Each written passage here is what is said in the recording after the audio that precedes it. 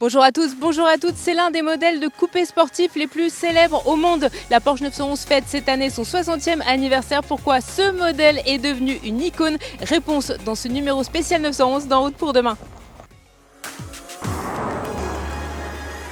En route pour demain, présenté par Pauline Ducamp sur BFM Business et Tech & Co. Je suis ravie de vous retrouver pour cette émission spéciale sur la Porsche 911. Alors celle-ci, c'est la 8e génération de 911, mais si vous la mettiez à côté de celle qui a été présentée en 1963, eh bien vous ne seriez pas dépaysé. Le design est en effet l'une de ses forces, c'est un design intemporel.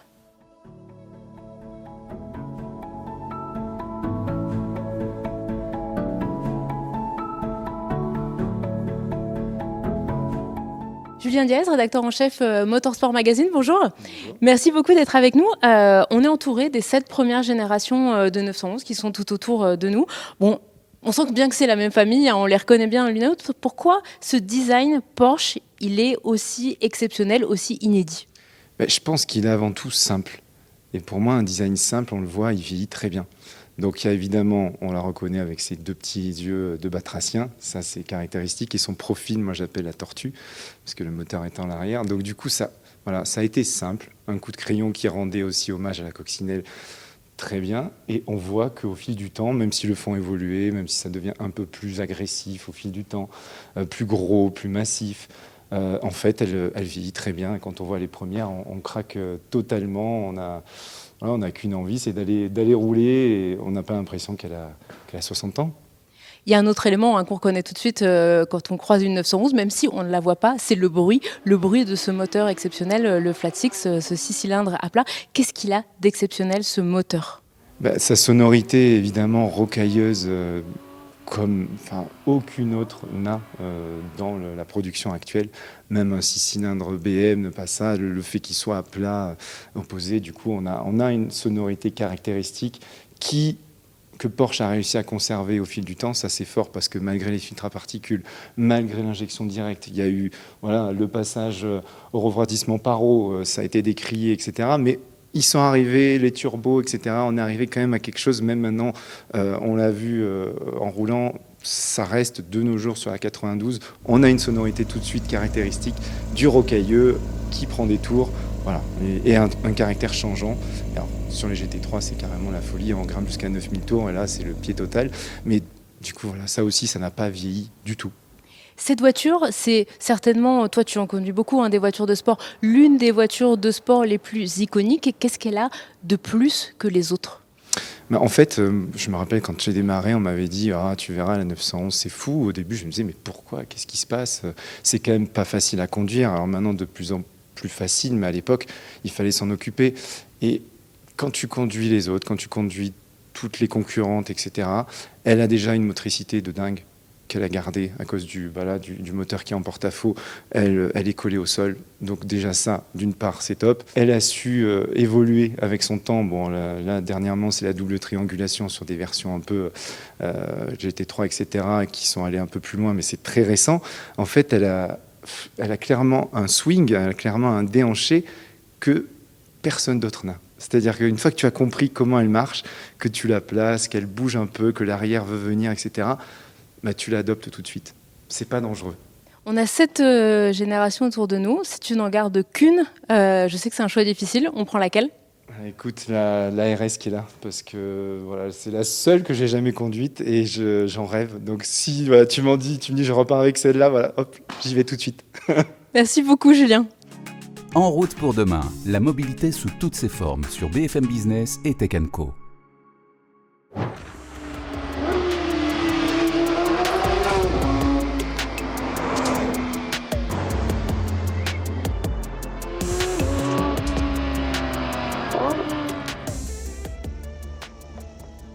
L'autre grand trait distinctif de la 911, c'est sa polyvalence. C'est une voiture qu'on peut utiliser tous les jours. C'est aussi une sportive, c'est même une voiture qui fait du rallye. Bonjour Clémence de Bernis. Bonjour Pauline. Journaliste automobile. Bon, des versions de 911 différentes, il y en a beaucoup autour de nous aujourd'hui. Tu en as aussi essayé beaucoup, que ce soit la Sport classique derrière nous, ultra personnalisée, ou des versions plus folles qui permettent de faire du rallye. Est-ce que pour toi, la 911, c'est vraiment la voiture qui peut aller partout? Non seulement elle peut aller partout, mais elle s'adresse à tout le monde. Donc il y a la Dakar qui fait du off-road et qui se conduit très bien sur la route. Il y a la Sport Classique qui rappelle l'héritage de Porsche avec la première 911. Il y a, alors attends, je regarde autour de moi, il y a la GTS, il y a la GT3 RS qui est une vraie pistarde. Donc c'est encore une autre philosophie. Donc c'est-à-dire qu'elle peut attaquer. En fait, tu peux aller sur tout type de revêtement avec tout type de philosophie.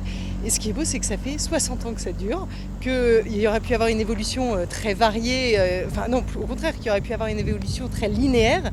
Et en fait, ça part un peu dans tous les sens, mais ça fait sens. Donc en fait, c'est plutôt super intéressant. Et alors à la fin, est-ce que ça reste une 911 entre une GTS, une Carrera, la Dakar ou cette GT3 RS ultra pistard dont tu nous parles? Est-ce qu'ils ont quand même tout un ADN commun au-delà de leur nom?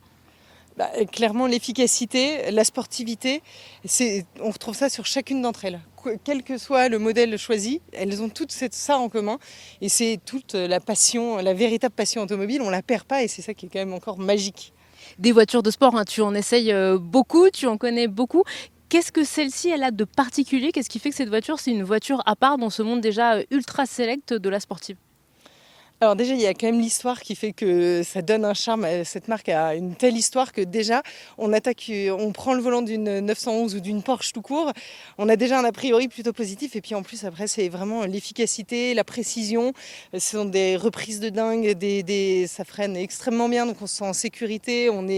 Ça s'inscrit parfaitement dans les virages. En fait, c'est vraiment l'efficacité et la précision. Des châssis extrêmement équilibrés. Merci beaucoup Clémence. Merci Pauline. Plus d'1 million d'exemplaires de la 911 ont été produits depuis les années 60 et 70% des voitures sont encore sur la route. Alors si les plus anciennes sont devenues des voitures de collection, les plus récentes se déclinent en série limitée, en série spéciale. Quelle est la place de la 911 dans le business model de Porsche? Réponse tout de suite avec Marc Meurer, le patron de Porsche France. BFM Business et Tech & Co présente En route pour demain, l'invité. Nous accueillons maintenant dans notre émission Marc Meurer, le président de Porsche France. Bonjour, merci beaucoup d'être avec nous aujourd'hui, de nous accueillir puisque nous sommes dans votre concession à Levallois. Alors on en parle depuis le début de cette émission, la 911 elle tient une place à part dans l'histoire automobile. Quelle place tient-elle chez Porsche? C'est notre icône, c'est notre bébé chéri. Effectivement, elle fête ses 60 ans cette année. Et quand on regarde toute l'histoire de Porsche et de la 911, c'est intimement lié. C'est vraiment notre voiture qui a été lancée en 63 et qui a connu énormément d'évolution, mais qui reste toujours fidèle à son ADN avec une architecture, on va dire, automobile un peu atypique, avec un moteur très bien repoussé à l'arrière, en porte-à-faux arrière, qui permet d'avoir une architecture intérieure 2 places plus 2 places. Et donc ça lui donne une polyvalence pour une voiture sportive assez extraordinaire et à mon avis, ça explique une partie de sa grande longévité. Sportivité, polyvalence, on en parle depuis le début de cette émission. On parle aussi beaucoup d'images. Parlons de business. Une étude de Bloomberg en faisait la voiture de sport en 2019 la plus rentable. Elle représentait 30% des résultats engrangés par Porsche. Les ventes ont augmenté l'année dernière, elles ont augmenté en début d'année. Quel poids pèse la 911 dans vos résultats financiers? Alors c'est quelque part un point important. Elle représente 30 000 ventes par an sur un total de 300 000. Évidemment, en termes d'icône, elle représente un poids encore plus important. Elle inspire énormément nos ingénieurs. En termes de design, on retrouve souvent des éléments de la 911 sur l'ensemble de la gamme. Donc elle a un poids effectivement très important dans notre business. Oui. Il y a un moment où elle avait été dépassée par Taycan, votre berline électrique, et puis finalement elle est repassée devant en termes de vente. On sent que les ventes augmentent de plus en plus. Comment vous expliquez cette appétence qui reste pour la 911? Je crois que c'est dans sa polyvalence et en fait dans sa diversité. C'est vrai qu'on peut se dire, tiens, c'est une 911, mais en fait, on a 26 versions différentes de 911 et on peut le constater également cette année. Nous avons lancé une GT3 RS qui est une voiture juste phénoménale pour circuit, où vous pouvez régler les amortisseurs, l'appui aérodynamique. Et de l'autre côté, vous avez par exemple une 911 Dakar que nous venons de lancer pour aller sur des pistes. Donc c'est comme le disait Ferry Porsche, en fait, avec la 911, vous pouvez à la fois aller au théâtre, rouler dans les rues de New York, gagner des courses. 911 a gagné 20 000 courses dans sa vie depuis qu'elle existe, et également emmener les enfants à l'école, etc. Donc en fait, elle a une énorme polyvalence. Et je crois aussi toute cette animation de gamme qui fait également qu'au fur et à mesure, de plus en plus de clients rêvent d'une 911 et peuvent accéder à 911. Justement, pourquoi, on sait que vous en parliez un instant, les séries limitées, les séries spéciales, on va encore en voir cette année pour son 60e anniversaire. Pourquoi ce travail finalement pour faire des 911 et pas rester sur une seule 911? En fait, on répond à la demande de nos clients. Et ce qu'il faut savoir, c'est que sur les plus de 1,2 million 1,2 million 911 qui ont été produites, 70% roulent encore. Et en fait, notre communauté de clients 911 et nos clients d'une manière générale font très très attention à l'historique, au patrimoine en fait historique de la marque. Et donc nos ingénieurs notamment s'inspirent de ce patrimoine historique pour recréer des séries spéciales, des séries limitées en se fondant sur l'historique. Par exemple, nous avons présenté une série française, la Le Mans Centenaire, qui s'est inspirée notamment de la première Porsche qui a gagné dans sa catégorie en 1951, en reprenant des éléments de design, des sièges en velours, des éléments de carrosserie. Donc on repart souvent de notre historique. Les ingénieurs et les designers vont dans les archives, retrouvent des modèles historiques, etc. pour recréer des modèles avec une authenticité juste extraordinaire, qui rappelle le passé, mais qui bien sûr intègre énormément d'éléments actuels, évidemment, dans les voitures. Justement, aujourd'hui, comment vous parlez de cette communauté de voitures qui roulent encore, comment vous l'intégrez dans votre business model, tout ce parc de Porsche d'occasion, mais qui finalement participe aussi à l'image et puis à l'amour que les Porschistes peuvent porter à leur marque? Alors, dans la plupart des pays du monde, nous avons des clubs Porsche qui animent en fait énormément nos modèles dans le passé. En France, par exemple, nous avons 29 clubs, 5500 membres, et qui donc font des sorties, qui se retrouvent entre eux pour faire vivre ce patrimoine, passer du bon temps ensemble. Et côté Stuttgart, nous avons un département classique qui lui produit également des pièces, qui reproduit des pièces. Ça peut être un moteur en magnésium des années 67-68. Donc il y a un catalogue de plus de 80 000 pièces qui sont faites et reproduites pour que l'entretien de ces voitures historiques puisse se faire. Donc on a une voiture qui peut avoir 60 ans, vous pouvez retrouver des pièces, la remonter sur la voiture. Donc on a vraiment un département classique qui d'ailleurs en pleine expansion, parce qu'on a énormément de demandes, et qui est là pour reproduire des pièces, donner des conseils, éditer des manuels de réparation de l'époque, etc. Donc c'est un côté juste extraordinaire. Je vous invite vraiment à le visiter. Donc vente de pièces, refabrication de pièces, c'est une manière d'entretenir le parcours. Il y a d'autres innovations que vous faites dans Porsche Classique? Oui, il y a quelque chose qui est extrêmement sympathique, c'est l'infotainment dans la voiture, qui est adapté à la voiture. Donc on enlève celui d'origine, on le met de côté, et on peut installer un système de navigation complètement à jour qui intègre Apple CarPlay par exemple, et qui est connecté à la voiture. Donc c'est vraiment le meilleur de la technologie d'aujourd'hui dans une voiture classique. Donc c'est la rencontre des deux mondes et nos clients adorent. Oui, on comprend qu'avoir une Porsche des années 80, une 64 avec Apple CarPlay ou Android Auto, ça doit être assez, ça doit être assez rigolo. Vous n'avez pas peur de la spéculation, parce qu'on en parle beaucoup justement sur les Porsche de collection, où les prix ont explosé ces dernières années, sur un peu n'importe quelle version. Aujourd'hui, c'est de plus en plus inaccessible. Comment vous voyez ça? C'est une bonne chose pour vous, ou c'est justement ça vous prive d'un certain nombre de clients qui pourraient peut-être après acheter des voitures neuves aussi? Alors, c'est pas quelque chose qu'on se fait entretenir, mais c'est vrai qu'aujourd'hui, on a la chance d'avoir une demande importante. Que les voitures sont extrêmement bien entretenues et que quelque part on est presque sur un objet iconique et qui prend de la valeur avec le temps. Donc il est vrai que certaines versions ont pris de la valeur, continueront de prendre de la valeur parce que c'est vraiment des objets uniques. Et encore une fois, on a une profondeur de gamme, une diversité. Certaines versions, celle-là atmosphérique de telle année, elle est très rare, etc. Donc c'est vraiment des objets de collection.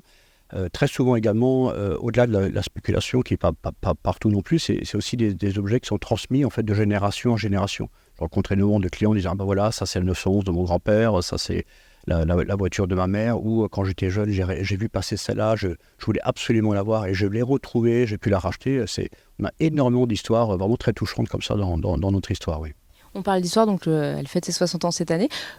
Le programme des 60 prochaines années pour la 911, vous pouvez nous le dessiner, à quoi elle ressemblera? Ça restera toujours notre icône, c'est vraiment le cœur en fait de notre futur. Nous avons à la fois dit que nous allions aller vers l'électrification et en même temps avec 911 on va continuer d'avoir une voiture atmosphérique qui va aussi évoluer avec son temps. Donc on va vraiment avoir un traitement très particulier de la 911 pour l'avenir. C'est notre icône et on a plein de bonnes idées, belles idées pour, alors peut-être pas les 60 prochaines années pour l'instant, mais en tout cas pour les 10 prochaines années, on a un plan produit qui sera fort intéressant. Oui. Ça veut dire une 911 électrique, une 911 hybride, c'est quoi le programme? Alors sur l'électrique, c'est pas encore d'actualité. Aujourd'hui, c'est effectivement intégrer dernière technologie, ça peut être l'hybridation, mais on a encore des moteurs atmosphériques, des moteurs turbo. Là aussi, on a à chaque fois des On a des ingénieurs qui sont tellement passionnés qui développent la 911 que pour chaque utilisation, il y a un moteur et un groupe de propulsion adapté. Ça peut être dans certains cas un moteur atmosphérique avec une boîte manuelle parce que les clients recherchent cela. Ça peut être une boîte automatique, on appelle PDK chez nous, avec un moteur turbo. Donc en fait, on a une diversité de gamme qui est juste phénoménale. Et c'est vrai que quand on se plonge sur l'univers de la 911, on trouve une diversité entre les 3 carrosseries aussi, hein. Le coupé, la targa, le cabriolet. Donc on a beaucoup encore de pistes à explorer et à développer dans les années à venir. Donc 2035 ne marque pas la fin de la 911? Non, certainement pas. Et on travaille sur également un projet qui est le fuel synthétique, les e-fuels. Et ça peut, par exemple, être aussi une des possibilités pour continuer à avoir des 911 tels qu'aujourd'hui. Et à faire rouler tout le parc assez impressionnant de 911 qui est toujours sur la route. Merci beaucoup, Marc Meurer, d'avoir été aujourd'hui avec nous, président de Porsche France. Voilà, ce numéro spécial Porsche 911 d'En route pour demain, c'est déjà fini. Merci à tous de nous avoir suivis sur BFM Business et sur Tech & Co. À très vite. En route pour demain, la mobilité sous toutes ses formes sur BFM Business et Tech & Co.